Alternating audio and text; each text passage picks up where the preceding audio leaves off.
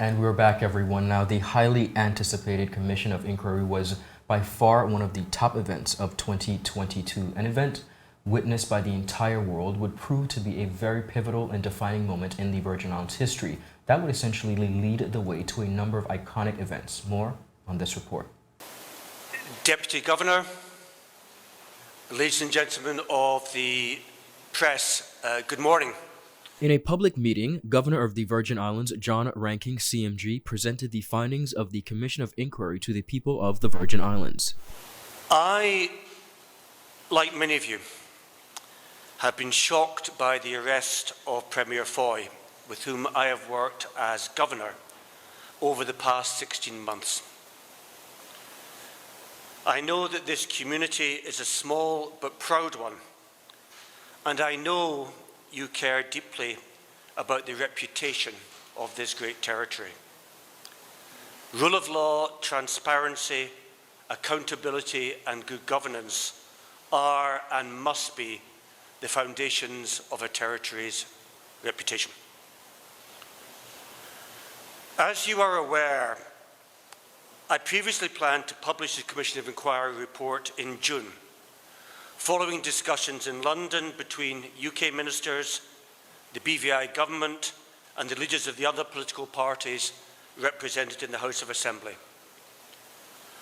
However, following yesterday's events and the news of the detention of the Premier and others on charges related to conspiracy to import a controlled substance and money laundering, I have decided that it is now in the overwhelming public interest for me to publish the Commission of Inquiry report at this point.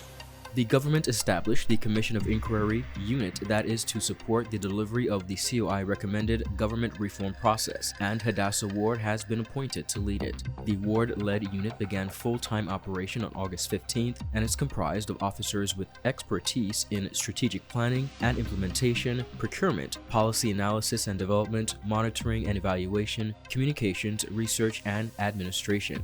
The unit will be in operation for an initial 6 months with the possibility of subsequent extensions following an internal review. The COI Implementation Unit will assist in coordinating the overall delivery of the COI recommendations, which includes providing support to ministries in developing work plans for the delivery of recommendations, assisting in drafting policy direction, and developing of new programs and systems. The unit is also responsible for preparing monthly progress reports, reports on specific work programs, and reports to identify key issues associated with implementation and suggest remedies. The unit will report directly to Permanent Secretary in the Premier's Office, Carolyn Stout-Igwe, who chairs the COI Implementation Steering Committee. The Permanent Secretary stated that the Implementation Unit will work very closely with relevant ministries, departments, and statutory boards, along with other implementing partners, including the Governor, Cabinet Ministers, and House of Assembly members. New legislation was passed on Friday, March 12th, which amends the Register of Interest Act 2006 that now allows the Commission of Inquiry to review the registers directly. This amendment, brought forward by the government, passed by the House of Assembly, and having received assent from Governor, means the Register of Members' interests can now be directly shared with the COI. Following the launch of the Commission of Inquiry on January 19th, the government of the Virgin Islands recognized the importance of granting access to the Commissioner in order to share information legally and quickly.